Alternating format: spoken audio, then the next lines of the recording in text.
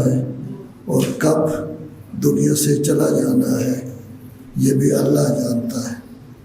تو ولادت بھی ہوتی ہے کہ جس میں بچہ روتا ہوا آتا ہے، ماں باپ رشتہ دار خوش رہے ہوتے ہیں۔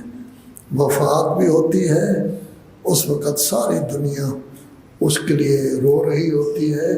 اب اس کی اپنی حالت کیا ہے اس کو وہی جانتا ہے، یا اللہ تبارک و تعالی جانتا ہے۔ تو انسان کچھ وقت کے لیے آیا ہے، انسان کو ان سے پیدا کیا ہے جس کا مطلب ہے باہمی محبت، باہمی تعلق، باہمی ارتباط، مل جل کر رہنا ہے، ایک دوسرے کی مدد کرنی ہے، ایک دوسرے کے لیے چیزیں مہیا کرنی ہے، ایک دوسرے کے لیے چیزیں ایجاد کرنی ہے تاکہ ایک دوسرے مل کر اپنی ضروریات پوری کر سکے، احتیاجات پوری کر سکے۔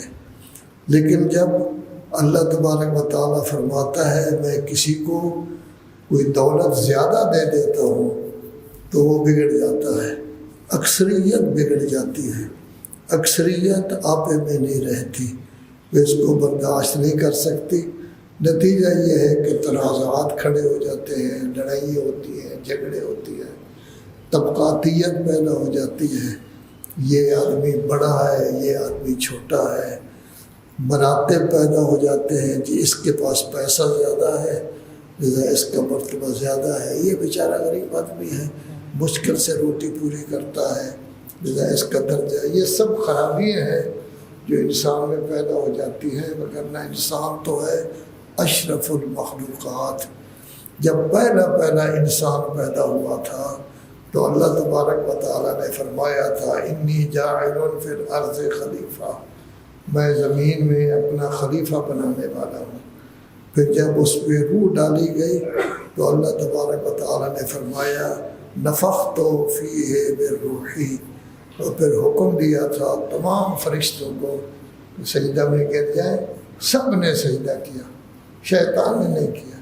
اب بھی یہی ہے کہ انسانوں میں سے اگر کوئی آدمی اللہ تبارک و تعالیٰ کا سجدہ کرتا ہے تو فرشتوں کی سنت پر عمل کرتا ہے، اگر نہیں کرتا مسجد کے ساتھ اس کا کوئی تعلق نہیں تو وہ شیطان کا مرید ہے، اسی کے ساتھ اس کا تعلق ہے، اسی کے ساتھ اس کا رابطہ ہے۔ تو پہلے نبی ہے، انہوں نے اللہ کی وحدانیت کا درس دیا، لیکن ان کے اپنے بیٹوں میں لڑائی ہو گئی، ایک نے ایک کو قتل کر دیا، قابیل نے حابیل کو قتل کر دیا، اور ذہن میں اتنا فرق کہ حابیل کہتا ہے اگر آپ مجھے کچھ کہیں گے میں آپ کو کچھ نہیں کہوں گا، اگر آپ مجھے قتل کر دیں گے اللہ جانے آپ جانے میں کچھ نہیں کہتا۔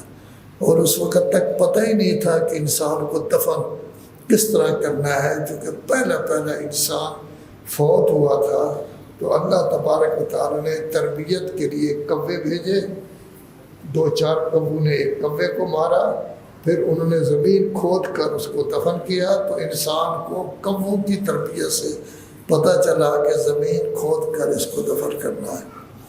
حضرت نوح تشریف لے آئے، حضرت نوح کو جد ثانی کہا جاتا ہے، پہلے جد حضرت آدم تھے، حضرت نوح کے 4 بیٹوں سے اور چند اور آدمی تھے جن سے نسل انسانی جو ہے وہ چلی ہے، ان کو جد ثانی کہا جاتا ہے۔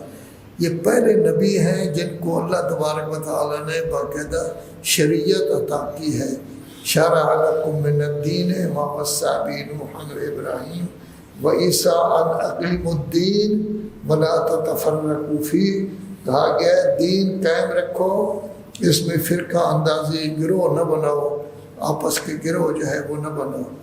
ابراہیم کو اللہ تبارک و تعالیٰ نے بہت درجہ دیا کہ وہ نری ابراہیم ملکوت السماوات والارض، ہم نے حضرت ابراہیم کو آسمان و زمین کے حقائق دکھائے، اور پھر حضرت ابراہیم کے لیے 4 پرندے ذبح کر کے ان کے گوشت مختلف جگہ پر رکھ دیے گئے مکس کر کے، پھر تاکہ ابراہیم مطمئن ہو جائے کہ ہم مردوں کو کس طرح زندہ کرتے ہیں، مختلف گویا پہاڑوں سے ریزے آ رہے ہیں، اکٹھے ہو رہے ہیں، اور اللہ تبارک و تعالیٰ اس کو زندہ کر رہا ہے۔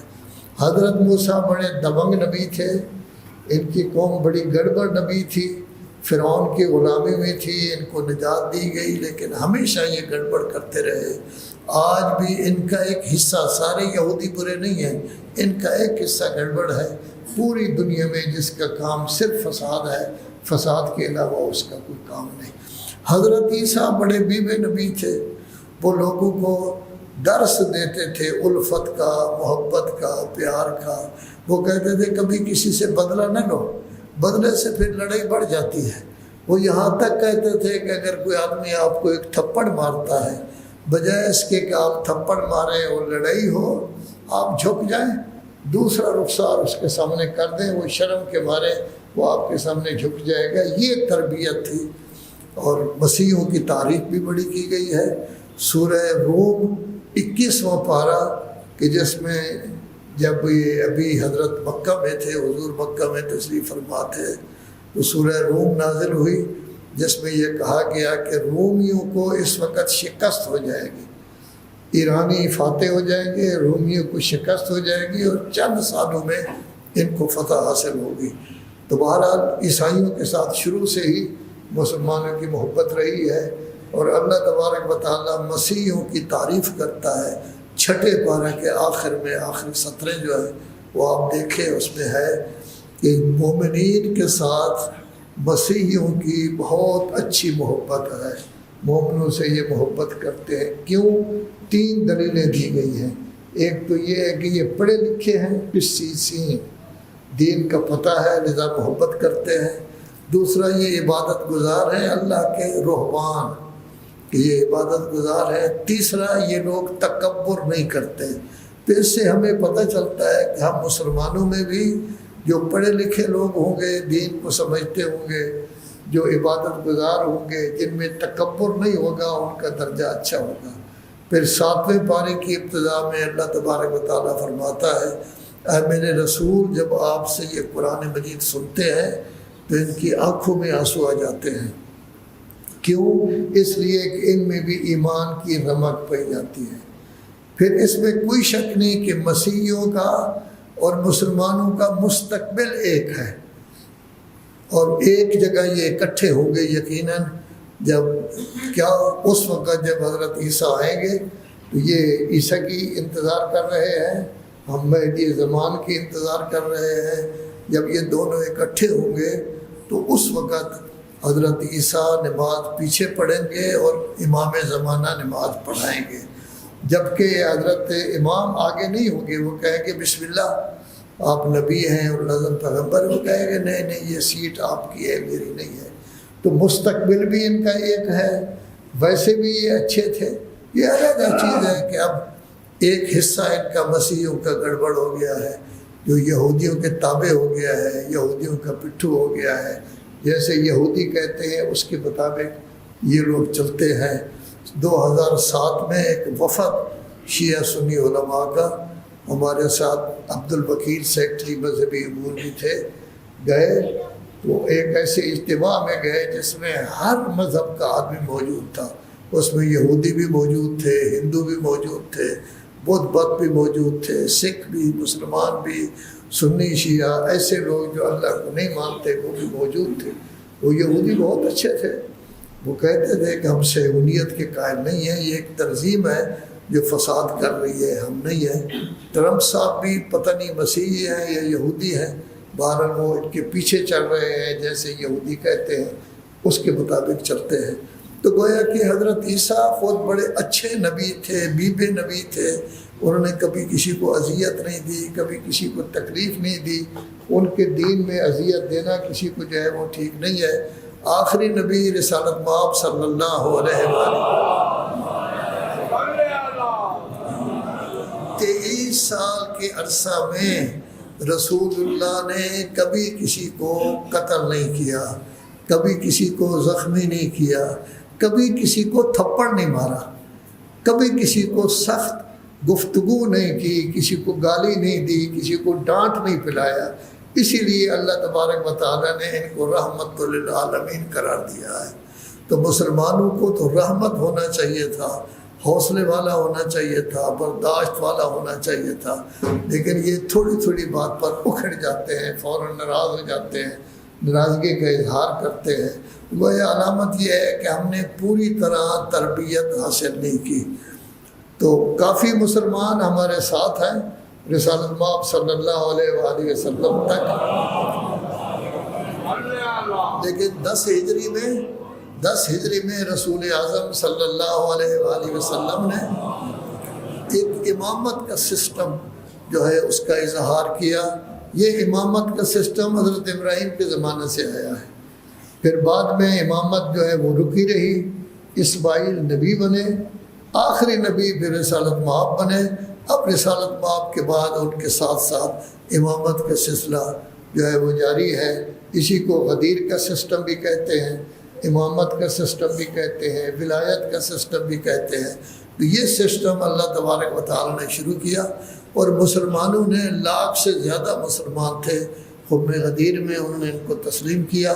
بلکہ اس زمانے میں کرسی تو نہیں تھی، کوئی بڑی چیز رکھی گئی، اس پر امیر المومنین کو بٹھایا گیا، حضرت عائشہ تشریف لے گئی، دوسری امہات المومنین بھی انہوں نے ہدیہ تبریک پیش کیا، حضرت ابو بکر تشریف لے گئے، انہوں نے ہدیہ تبریک، حضرت عمر صاحب کا تو مشہور فقرہ موجود ہے، بخن بخن لک یبن ابی طالب قد اصبحت وامسیت مولایا کل مومن و مومنہ، مبارک ہو ابو طالب کے بیٹے کہ اللہ تبارک و تعالیٰ نے تجھے میرا مولا بھی بنا دیا ہے، تمام مومنوں کا مولا بھی بنا دیا ہے۔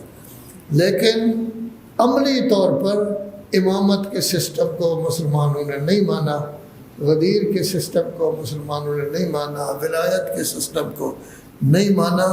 ولایت کو اتنا نیچے لے آئے کہ ہر ننگ دھڑنگ ولی اللہ بن گیا، اور امامت کو اتنے نیچے لے آئے کہ یہ نماز جماعت کا امام ہے، یہ جولاہوں کا امام ہے، یہ فلاں کا امام ہے، یہ فلاں کا امام ہے، لیکن مانا نہیں، ان کے ہاں کوئی سسٹم نہیں۔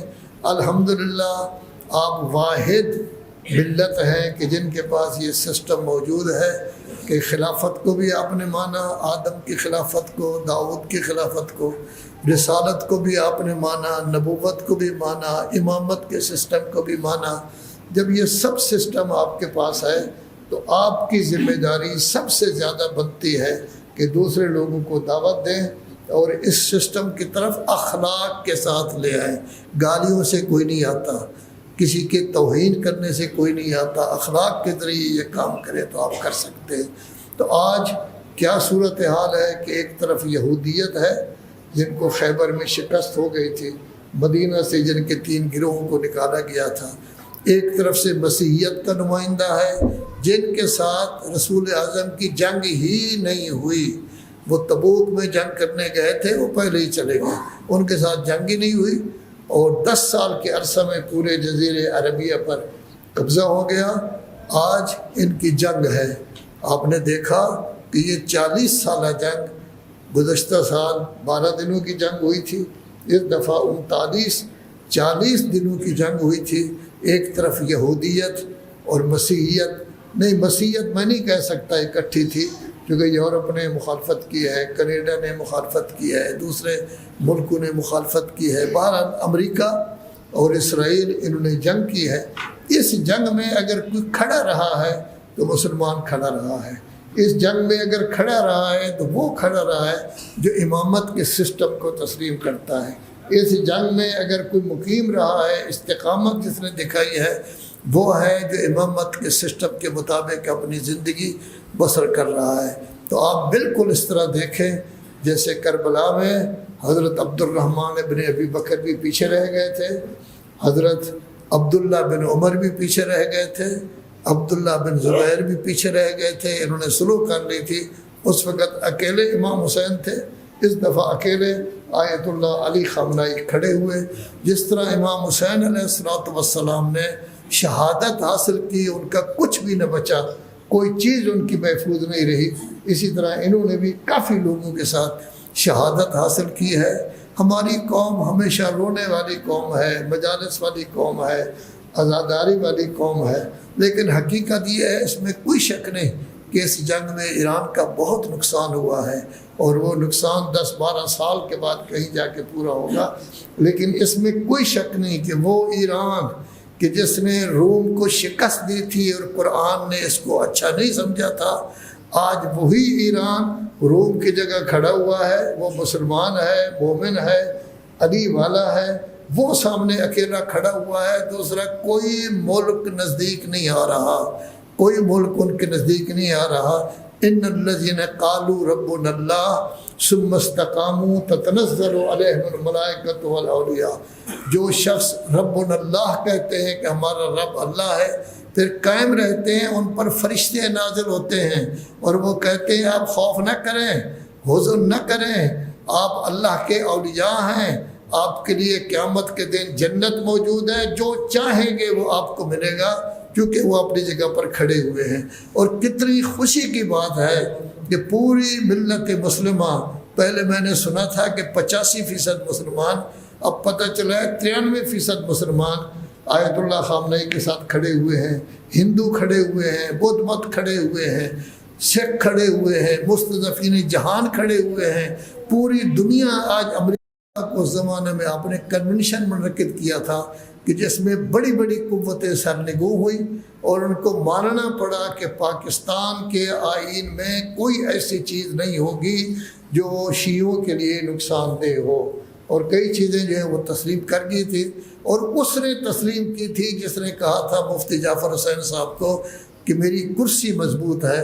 مفتی جعفر حسین اس میٹنگ سے اٹھ کر چلے گئے، کیا تھا، ایک آدمی بھی ان کے ساتھ نہیں تھا، ابا اس طرح ہاتھ پر رکھی ہوئی تھی، کبا پہنی ہوئی تھی، اٹھ کر چلے گئے اور کہنے لگے کرسی اللہ کی مضبوط ہے، کسی کی نہیں۔ نتیجہ یہ 9 گھنٹے ان کو گفتگو کرنی پڑی شیعوں کے ساتھ، البتہ بالواسطہ گفتگو تھی، نتیجہ یہ نکلا کہ شیعوں کا مطالبہ مانا گیا۔ یہ تو آیت اللہ باقر صدر سے بھی بڑی شخصیت تھے، رہبر مسلمین بھی تھے، مجتہد اعظم بھی تھے، کروڑوں کی تعداد میں لوگ ان کے مقلد تھے، سید بھی تھے، وہ بھی سید تھے، آل رسول تھے، وہ ان کی بہن شہید ہوئی تھی، ان کے خاندان کے کافی افراد شہید ہوئے ہیں۔ تو جیسے حضرت امام حسین علیہ السلام کی وجہ سے یہ دین زندہ ہوا ہے، اسلام زندہ ہوا ہے، لا الہ الا اللہ پڑھا جا رہا ہے، نمازیں قائم ہیں، اسی طرح ان کی شہادت سے ایران بھی زندہ رہے گا، جمہوری اسلامی ایران بھی زندہ رہے گی۔ جس طرح امام رضا کے زمانے میں تشیع کو عروج ملا تھا اور ائمہ کا تذکرہ ہوا تھا، ان کے زمانے میں بھی تشیع کو بھی عروج ملا ہے، اسلام کو بھی عروج ملا ہے، مستضعفین جہان کو بھی عروج ملا ہے، مکمل تبدیلی ہو گئی ہے۔ ساری دنیا جو امریکہ سے ڈرتی تھی آج سب اس کو نہ کر رہے ہیں اور سب کے سب کھڑے ہوئے ہیں اس کے ساتھ، اور خوش نصیبی ہے آپ لوگوں کی کہ آپ کا وطن عزیز پاکستان، ہمیں پاکستانی ہونے پر فخر ہے، ہمارا وطن عزیز بہت اچھا ہے، اسلام کے نام پر قائم ہوا ہے، حکومتیں آتی رہتی ہے، کسی کو آپ اچھا سمجھیں کسی کو نہ سمجھیں، ملک اچھا ہے، اس میں کسی قسم کی کوئی کمی نہیں، یعنی اس میں اس طرح دیکھیں کوئلے سے لے کر سونے تک ہر نعمت موجود ہے، لیکن ہم لڑتے رہتے ہیں، جھگڑتے رہتے ہیں، نعمتوں کو نکالتے نہیں، مقروض بھی ہم بہت زیادہ ہو گئے ہیں۔ تو یہ وطن عزیز پاکستان آج میزبان ہے، آج اور کل یہاں بات چیت ہو رہی ہے، انشاءاللہ دعا کریں کہ خدا کرے یہ جنگ 2 ہفتے کے لیے پہلے بند ہو جائے اور پھر معاہدہ بھی ایسا ہو جائے جس کی وجہ سے یہ جنگ بند، لیکن اس جنگ نے پوری دنیا کو تبدیل کر کے رکھ دیا ہے۔ اس جنگ نے وہ شخص جو اپنے آپ کو سپر طاقت کہا تھا اس کی طاقت کا کچومر نکال کر رکھ دیا ہے۔ اس جنگ نے کھڑے ہو کر یہ بتایا ہے کہ چھوٹا ملک اگر اللہ اور رسول اور اہل بیت پر ایمان رکھتا ہے تو اس کے اندر بھی اتنی طاقت پیدا ہو جاتی ہے کہ دنیا کی سب سے بڑی طاقت کو وہ سرنگوں کر سکتا ہے۔ یہ ملک ٹھیک ہے، وہاں تباہی زیادہ ہوئی ہے، ہماری قوم جو کہ رونے والے کو مارے گئے، لٹے گئے، اتنا نقصان ہو گیا، اتنا، یہ آپ نہیں دیکھتے کس کا مقابلہ ہوا ہے، یہ نہیں دیکھتے کس کے مقابلے میں کھڑا ہوا ہے، یہ نہیں دیکھتے کس کو شکست دی ہے۔ پوری دنیا آج ایران کی تعریف کر رہی ہے لیکن ٹرمپ صاحب کی تعریف کوئی نہیں کر رہا۔ پوری دنیا ایران کا ساتھ دے رہی ہے، ٹرمپ کے ساتھ کوئی نہیں دے رہا۔ لبنان بیچارہ مظلوم ہے، اس کا بھی ساتھ پوری دنیا دے رہی ہے، اس کا بھی کوئی نہیں دے رہا۔ خدا کرے یہ کامیاب ہو جائے، لیکن اصل یہ دیکھے آپ لوگوں کی ذمہ داری بنتی ہے، جو ولایت کے قائل ہیں، جو غدیر کے قائل ہیں، جو امامت کے قائل ہیں، ان کے ہاں امامت ہے ہی نہیں۔ انہوں نے 4 مجتہدوں کو اپنے امام بنایا ہے، اس کے بعد ان کے پاس امامت ہی نہیں ہے، ان کے پاس مجتہد بھی نہیں ہے۔ وہ اجتہاد بھی اب شروع کیا ہے، انہوں نے تھوڑا تھوڑا اجتہاد کر رہے ہیں۔ مصر نے شروع کیا ہے، منیب الرحمان نے شروع کیا ہے، 2-4 آدمی اور نے شروع کیا ہے، ان کے اجتہاد نہیں۔ لیکن آپ کا اجتہاد تو آپ کی تربیت امام جعفر صادق علیہ السلام نے کی، اور اس وقت سے آپ کا اجتہاد جو ہے وہ جاری و ساری ہے۔ نتیجہ یہ ہے کہ ہر مسئلے کا جواب جو ہے وہ اپنی جگہ پر موجود ہے۔ تو آج آپ کو بڑی عظمت حاصل ہوئی ہے۔ آپ کے لیے اللہ فرماتا ہے ام مکناہم فی الارض، جب ہم نے آپ کو طاقت فتح دی ہے اس زمین میں، 3 کام ہیں آپ کے۔ اقام الصلاۃ، ایک نماز قائم کرے۔ نماز قائم کرنے کا مطلب پڑھنا نہیں ہوتا جو ہم پڑھتے ہیں، بلکہ قائم کرنا، پوری طرح سمجھنا میں کیا پڑھ رہا ہوں، خود بھی پڑھنا، اولاد کو پڑھانا، بیگم کو پڑھانا، رشتہ داروں کو پڑھانا، دوستوں کو پڑھانا، لوگوں کو وادار کرنا کہ نماز پڑھے۔ جیسے اب پیر صاحب منتظم ہیں تو لوگوں کے لیے یہ حالات پیدا کرتے ہیں، لیکن کیا ہی اچھا ہو کہ کبھی پیر صاحب 1-2 بزرگوں کو اپنے ساتھ ملا لیں، وہ اچ بلا کے ہر گھر میں چلے جائیں، ان کو کہیں کہ جہاں جہاں اذان کی آواز آتی ہے آپ تو آ جایا کریں۔ ہو سکتا ہے قریب والے بھی گھر نہ آتے ہوں، کبھی دور والے فیصل ٹاؤن سے آ جاتے ہیں، جوہر ٹاؤن سے آ جاتے ہیں، قریب والے نہ ہوں، تو یہ اگر یہ کریں، یہ فریضہ ہے آپ لوگوں کا کہ نماز کو قائم کریں۔ دوسرا امر بالمعروف نہی عن المنکر۔ آپ کے پاس بہت کچھ موجود ہے، آپ کے پاس بہت کچھ موجود ہے، جنگ ذکر کرنے کی ضرورت نہیں، کسی کے متائن ذکر کرنے کی ضرورت نہیں، کسی کی کمی ذکر کرنے کی ضرورت نہیں، کسی کا نقص ذکر کرنے کی ضرورت نہیں۔ آپ صرف یہ ذکر کریں علی کون تھے، کیا کام کیا۔ اگر لوگوں کے سامنے یہی ذکر کر دیں کہ جیسے رسول اعظم صلی اللہ علیہ وآلہ وسلم رحمت للعالمین تھے،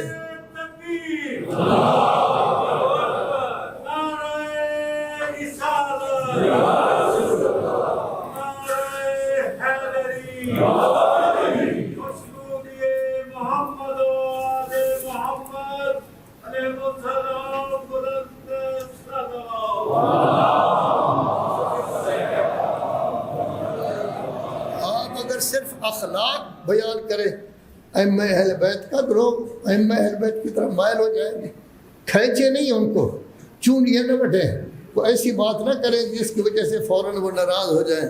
اخلاقیات کے ساتھ اب اخلاق ذکر کریں کہ امام حسین علیہ السلام سے جب کسی نے کوئی چیز پوچھا، مانگا، طلب کرنے کے لیے آیا تو حضرت نے ان سے 4-5 سوال کیے، اب وہ بیان نہیں کرتا۔ جب یہ سوالوں کے جواب دے چکے تو حضرت نے اپنے گھر کے اندر سے ہاتھ پر درہم دینار رکھ کر آگے کیا، کہا کہ یہ آپ اٹھا لیں۔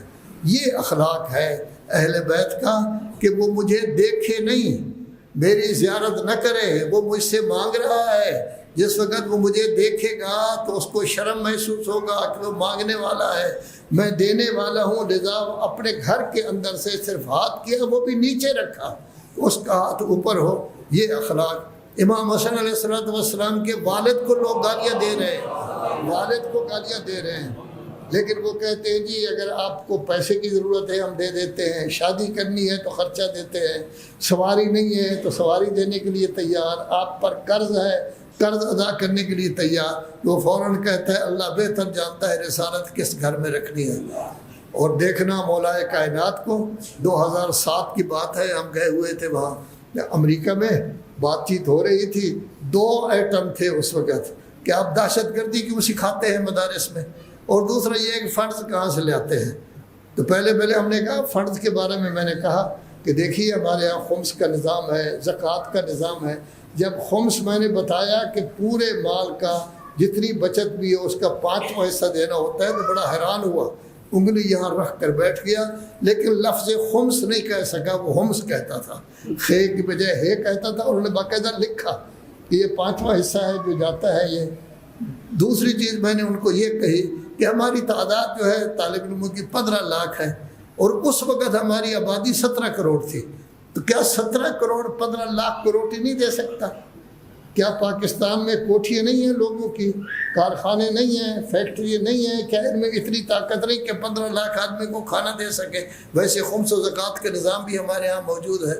اور جب اس نے کہا کہ دہشت گردی کیوں سکھاتے ہیں، تو میں نے کہا پہلا مدرسہ صفہ میں رسول اللہ نے قائم کیا تھا، جس میں صحابہ کرام پڑھتے تھے، اور حضرت امام جعفر صادق علیہ السلام نے اس کو یونیورسٹی بنا دیا، جس میں 4000 سے زیادہ بین الاقوامی بین المللی لوگ اس میں پڑھتے تھے۔ مذاہب بھی مختلف تھے، حتیٰ کمیونسٹ بھی آتے تھے، حتیٰ ہند سندھ کے لوگ بھی اس میں موجود تھے۔ تو میں نے کہا آج بھی ہمارے ہزاروں مدارس ہیں، لیکن کسی جگہ لڑائی نہیں سوائے پاکستان کے۔ یہ لڑائی کیوں ہوئی ہے؟ آپ آئے تھے افغانستان میں روس کا مقابلہ کرنے کے لیے، جب آپ کو فتح حاصل ہوئی آپ نے بریف کیس اٹھایا چلے آئے۔ وہاں جو مجاہدین آئے تھے، کوئی اردن سے آیا تھا، کوئی مصر سے آیا تھا، کوئی مراکش سے آیا تھا، کوئی سعودی عرب سے آیا تھا، ان کو آپ نے نہیں سنبھالا۔ پہلے وہ یہ کرتے رہے، بینک لوٹتے رہے، پیٹرول پمپ لوٹتے رہے، پھر وہ کرائے کے قاتل بن گئے، پیسے دو اور بندہ قتل کرا لو۔ اب فوج کو بھی قتل کر رہے ہیں، سب کو قتل۔ آخری بات میں نے ان سے یہ کہی کہ اگر آپ دیکھنا چاہتے ہیں اسلام کیا ہے، تو میں نے کہا کبھی دیکھا کہ ملک کا صدر، ملک کا وزیر اعظم، ملک کا بادشاہ وہ زخمی ہو، ڈاکٹر کہہ رہے ہوں کہ یہ نہیں بچ سکتا، یہ ختم ہو جائے گا، قاتل سامنے کھڑا ہوا ہے، ایسے موقع پر تو قاتل کو تکہ تکہ کر دیا جاتا ہے، بوٹی بوٹی کر دی جاتی ہے، اس کا خون تک کہیں نظر نہیں آتا۔ لیکن مولا فرما رہے ہیں یہ اس کے ہونٹ خشک ہو رہے ہیں، اس کو بھی وہ دودھ دو جو مجھے آپ دے رہے ہیں۔ جب میں نے یہ کہا انگلی رکھ کر بیٹھ گیا، میں نے نام بتایا، اس نے نام بھی لکھا مشکل سے، علی ابن ابی طالب، اور ساتھ ہی میں نے کہا یہ رسول اللہ کے بعد میں پہلے امام ہیں جن کو ساری دنیا جو ہے وہ مانتی ہے۔ یہ آپ کا اسلام ہے، دین آپ کا یہ ہے۔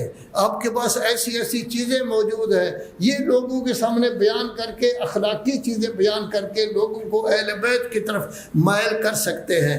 آپ کا کام نماز کا قائم کرنا بھی ہے، آپ کا کام امر بالمعروف، یہ قرآن کی آیت ہے اس کے بعد، اور نہی عن المنکر ہے۔ یہ ضرورت ہے آپ کے لیے، چونکہ اصل مسلمان آپ ہیں جنہوں نے پورے اسلام کو امامت کے ساتھ، ولایت کے ساتھ، غدیر کے ساتھ مانا تھا، وہ آپ ہیں۔ آپ کی ذمہ داری بنتی ہے کہ آپ اخلاق نبوی، اخلاق علوی، اخلاق امام حسین، اخلاق امام حسن کے مالک بن کر لوگوں کو اپنی طرف بلائیں، دعوت دیں۔ میں تو یہ کہتا ہوں آپ کا کوئی اجتماع اہل سنت کے بغیر نہیں ہونا چاہیے، بلکہ ہندوؤں کو بھی بلائیں، سکھوں کو بھی بلائیں، ان کو بتائیں کہ ہمارا دین کیا ہے، ہمارا اسلام کیا ہے۔ فقط فضائل نہ سنائیں، فقط مصائب سن کر بیان کر کے ان کو رلائیں نہیں، بلکہ ان کو سمجھائیں اسلام کیا ہے۔ اسلام سلامتی کا درس دیتا ہے، اسلام امن کا درس دیتا ہے، اسلام میں لڑائی نہیں۔ اور یہ بھی بتائیں کہ اسلام کی طاقت اگر دیکھنی ہو، ادھر امیر المومنین میں دیکھو، کربلا میں دیکھو، علی خامنائی میں دیکھو کہ کتنی بڑی طاقت کو انہوں نے بالکل ملیا میٹ اس طرح کیا ہے کہ اب وہ اپنے زخم چاٹ رہا ہے، کچھ بھی نہیں کر رہا۔ یہ اگر آپ کریں گے تو دھڑا دھڑ لوگ، اور یہ جو آیت اللہ خامنائی کی شہادت ہے، بہت زیادہ لوگ تشیع کی طرف آئے ہیں، محبت اہل بیت کی طرف آئے ہیں، عربوں میں، غیر عربوں میں، پاکستانیوں میں، کہ ہمیں تو پتہ ہی نہیں تھا کہ شیعہ ایسے ہیں، ہمیں تو پتہ ہی نہیں تھا۔ اب ان کو پتہ ہے کہ اگر اسلام کے لیے کوئی کھڑا ہو سکتا ہے تو علی والا، اگر کوئی مقابلہ کر سکتا ہے تو علی والا، اگر دشمنوں کے دانت کھٹے کر سکتا ہے تو علی والا، اگر کوئی فتح حاصل کر سکتا ہے تو علی والا۔ یہ آپ کو عظمت ملی ہے آیت اللہ خامنائی کی شہادت سے، ان سے عظمت ملی ہے۔ اس عظمت کو برقرار رکھیں، اخلاق، کردار اور اچھے حسن خلق کے ساتھ لوگوں کو اپنی طرف بلائیں، لوگ کھچے کھچے چلے آئیں گے۔ اور آپ کا مولا یہ ارشاد فرماتا ہے کہ ایک آدمی کو آپ اچھائی کی طرف لے آئیں تو میرے نزدیک یہ 100 سرخ اونٹ صدقہ کے طور پر دیا جائے تو اس سے بھی زیادہ اچھا ہے۔ ان احسن الحدیث وابلغ الموعظۃ کتاب اللہ۔ اعوذ باللہ من الشیطان الرجیم، بسم اللہ الرحمن الرحیم۔ والعصر ان الانسان لفی خسر الا الذین آمنوا وعملوا الصالحات وتواصوا بالحق وتواصوا بالصبر۔